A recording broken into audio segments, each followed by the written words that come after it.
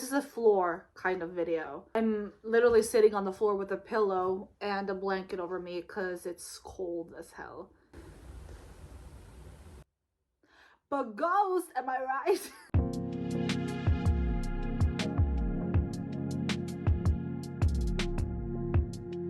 Hello everyone, welcome back to this YouTube channel. Thank you for staying while I went on a 4-month hiatus just off the internet, or at least off YouTube. If you want to follow me on other things, I'm way more active there. I'm just saying. Selfless promo. If you're new here, welcome. Remember to hit that subscribe button if you want to talk more ghost, because that's apparently all I do on this channel. I've become a ghost channel, and that is totally fine by me because I love this band a lot. What am I saying? I don't know what I'm saying. And if you're new here, welcome back and thank you for coming back. I really appreciate it. We built this little community. I think it's very cute. This video will have 3 parts and it's just gonna be me talking. So if you're not into talking videos, then click off. I totally understand. If you want to stay, we're going to be discussing the Ghost movie, the tour that's just been announced, and the new potential pop-up. So let's talk Ghost. I went to see the movie when it premiered here in Norway. We didn't want to take any chances, me and my friend that I went with. We did not want to take any chances. We didn't want to wait until the second date it was playing because we didn't want to be spoiled. So we went opening night and we were sitting there, and as we were sitting there along with like every other Ghost fan, it felt so nice and warm in a way. I don't know how else to explain it. I guess it's that way with fandoms anyway, but it was something about like being in the cinema, knowing we were going to a virtual concert and people were like excited and dressed up and in their Ghost shirts. It felt very nice. I don't know how else to explain it. You just felt like you belonged in a way, not to be sentimental, but like it's true. And this video is taken directly after I got out of the movie, and as you can see, I was entirely confused. But let's have a little discussion about some things that I do want to talk about. I want to say first, the trailer wasn't lying. If you want to, I did react to the trailer when it first came out. It's somewhere above my head here. You can go watch that if you want to. But the trailer did say, this is not a tale about death, but one of life. And it wasn't lying.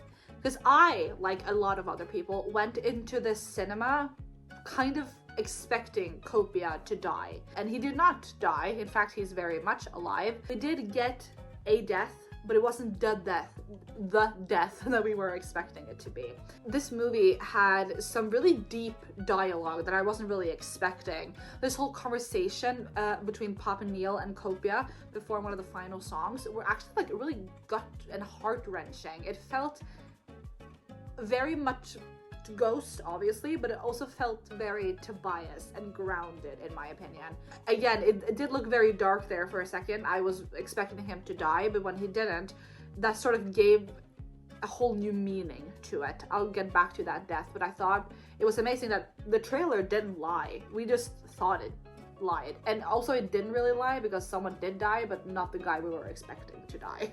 I wanted to say short that I think the directing for this movie was incredible. It felt so concerty, and you felt like I felt like I was there, and it managed to capture all these angles that we don't really get in a live audience.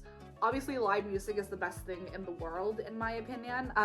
But when you're at a Ghost concert and you have like 7 people that you can focus on, you have to pick and choose. You cannot like gather what everyone's doing at the same time, which is why, to my next point here on my computer, Ghost is a band that is meant for movies, in my opinion, or this type of movie, because it allows you to focus on characters that are not only behind the stage, like, you know, Sister and Pop and Neil, but the ghouls on stage as well got their own moments throughout the film, and I thought that was amazing, because obviously, at least in my head, when you're watching a Ghost concert live, your main focus will always sort of be on Papa. So the fact that we now got like these up close shots of these ghouls and the characters that these people have created in these ghouls, I thought that was amazing. And that's why Ghost fits so well in this medium, because they're so quirky and theatrically done, and when you then get a camera on them and you push it up through their faces, you get a sort of other look into this character that they've created, and I think that was amazing. I really, really love that. We also got a new song for Papa Neil, The Future is a Foreign Land, which I first mistakenly thought was a song from the new album that was supposed to come out. It is not. It's Papa Neil's song. I think that song sonically is so different from Mariana Cross and Kiss the Go-Goat. First of all, much more sentimental. Second of all, way calmer. Third of all, much more genre fitting. I don't know if that's the word for it. It's so like 70s in my opinion. The song being about Papa Neil and Sister's relationship and bringing in this sarcastic view that Tobias is so good at from Impera, you know, saying like maybe in 2024 it'll all be fine because we won't have these fascist regimes anymore, when we obviously do. That's why I thought it was a new album, because it felt like a cut song from Impera, which was all about, you know, politics and these political figures and how the world is fucked up with capitalism and everything. So it's fun to see how Tobias's writing style carries on, even though it's a different character in a different decade. Copia is alive, ladies and gentlemen, and everything in between, and he is the new leader of the clergy, which is not something I was expecting, because I went into this emotionally prepared that Copia was going to die, and I wonder why Tobias did that. One, I think it's because that Copia has become such like a fan favorite. Not that Terzo wasn't, but Ghost with Copia like exploded. So I felt like he knew that we were expecting him to kill Copia, and then he was like, what if I just didn't kill Copia? And that means we have a new Papa. I will get back to the new Papa later, but I think maybe the internet has worked itself up into thinking that the new Papa is one specific person. We'll get back to that. I just wanted to say short some of my favorite numbers, and even though I loved everything in that movie, Kayserian is just such a favorite of mine. And if you've been to a ritual in the Impera era, standing in the crowd and hearing Kayserian begin to play is such like an like out-of-body experience. So I loved Kayserian, seeing the different angles, and I adored it. I really loved Rats, and I really, really loved Faith. I think Faith is such an underrated song, and that growl at the beginning.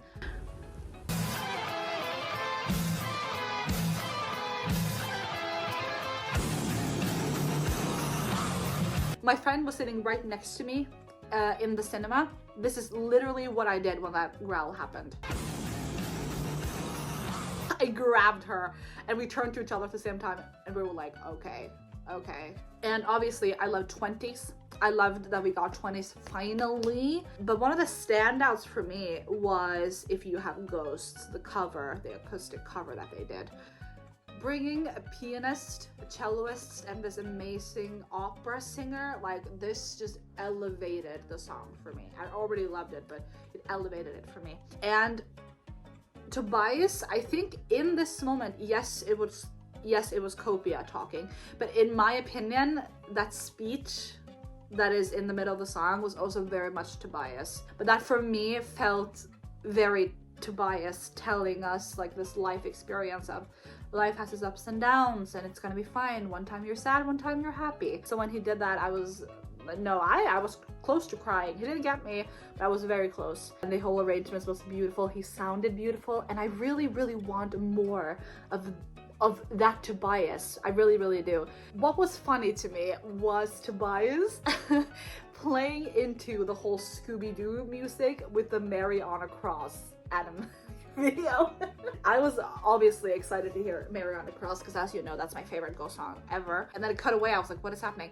And then we got a Scooby-Doo chase, and I was like, you fucking bitch. Okay, you think my music is Scooby-Doo? Here's a Scooby-Doo video, motherfuckers.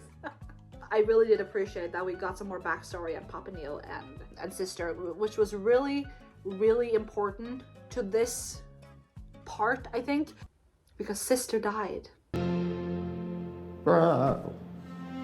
Yes, we did get a death, but it wasn't Copia, it was his mother, which I did not see coming. And what I did not see coming, especially, was that it introduced us to Copia's twin.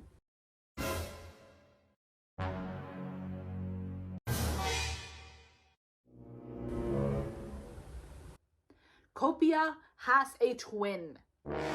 And I was kind of shocked that a lot of people didn't get that from the sort of flashback with when she dies and you get this whole image. Because they were very clearly two babies. So what else would they show? He has a twin brother, which is just fucking insane. What are you talking about?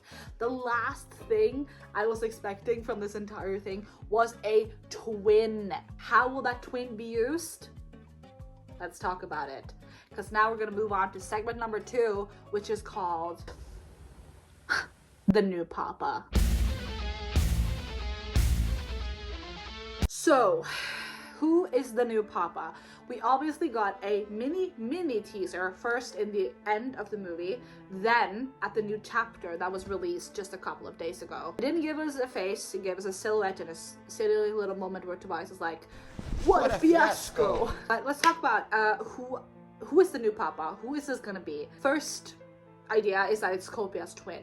Whoever he is. It's a guy that we haven't met before, or maybe it is someone we met before, we just haven't connected the dots. I saw some people say that Jim is Copia's twin, which I can't really see that, but if it is, at least we met them. The second, though, that a lot of people noticed, including me, was that this silhouette looked a lot like Terzo. With the nails and a little hair sticking out of the hat. If this is Terzo coming back to be Papa once again, I'm gonna need some explanations as to how this happened, why are we bringing back an old character? Is because he was popular and didn't get his heyday and now he wants back again? I don't know. I think it would be fun if this was Terzo. At the same time, I also kind of want a new character. I know there was a lot of images going around of it being scratches in his coffin and then, you know, the whole Antichrist theory. But I don't know if it is Terzo. I think it would be a little bit of fan service more than adding to the story. In my opinion, I would like to see a new character. A lot of people have also said or theorized that this silhouette could be a woman, that the new Papa we're getting is actually a mama. I think it would be cool, but it's not. Ghost is not Ghost without Tobias in the front, in my opinion. It would be very slay if it was a woman, but I don't think I want it to be a woman. I saw someone say that it probably is Tobias in drag. Actually, I would be okay with that. If you're going to have a female Papa, then the only acceptable thing for me is Tobias in drag. We actually did get a little teaser for the new Papa, in my opinion, and that came with the World Tour announcement poster. I'll put it on the screen. You've probably seen it. What struck me about this image is that it reminds me of the Phantom of the Opera from 2004 with Gerard Butler as the Phantom. So in my opinion, we have got a little teaser. And it is fun if it plays into the Phantom thing. Some people say that maybe he's not going to be wearing a prosthetic this time. It's just going to be a mask covering his face and then his jaw area is going to be open. I think it would be awesome if he did that, but I also think it's a little out of character because it's always been masks. So to not have a mask suddenly, I don't know. Still, what the hell, right? And that brings us to our third and final part of this video, the World Tour. What a fiasco! Stan Twitter has been pissed off at this tour, so let's talk about it. The World Tour was announced a couple of days ago, and there's a couple of things about it that has people either mad or annoyed or frustrated or sad, and also happy, obviously. The first one being the prices of the tickets. I got a ticket, thank God in heaven. I paid for general admission standing ticket, and that cost me about $80, so 800 Norwegian kroners, which is about $90, I believe. For me, I think that's an acceptable price, but that's only because concerts have gotten so much more expensive lately. For Taylor Swift, I paid about $90 or 900 Norwegian kroners. So paying this for Ghost was fine with me, but I do understand that it is a lot of money. It is a lot of money. If you wanted VIP, that would be like $200, $300. If you wanted the ultimate VIP experience, it's probably gonna be like $5, $6. It was a lot of money. And I think that's what really pissed me off as well, or not really pissed me off, but annoyed me, was the fact that you could essentially now pay to get front barricade instead of camping, which is what I did on my first ritual. So it's basically at this point, like, who has the most money? A lot of people have been saying like, oh, it's ironic that Tobias would charge this much when he's written a whole album about capitalism.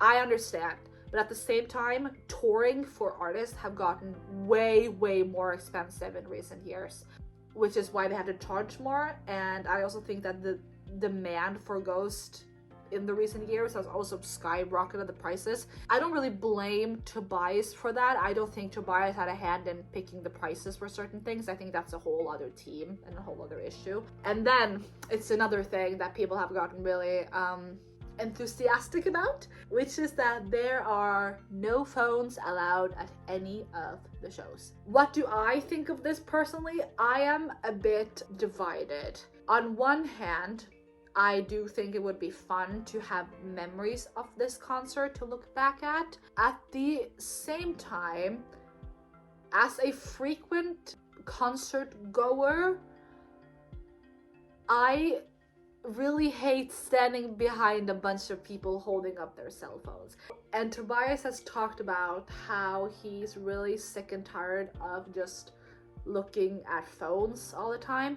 And also, I think it would allow people to live more in the moment. I am one of those people that actually kind of like this phone ban. I don't know if that's controversial. It really didn't bother me. It shocked me a little, but it didn't bother me. And I know the big thing is that people who can't afford the tickets are going to miss out on the tour, which is something I do agree with. I think it is, in terms of PR, kind of a bad move, because a lot of people found Ghost through their concert videos. At least I did. That's my first exposure to Ghost was a TikTok video. I know, sue me. But talking about no phones, what does this mean? What does no phones mean? And why is it there? I have a theory. I actually talked with a subscriber about this on Instagram. Hey girl, you know who you are, hey. She said something along the lines of, what if the album isn't going to be released before they go on tour?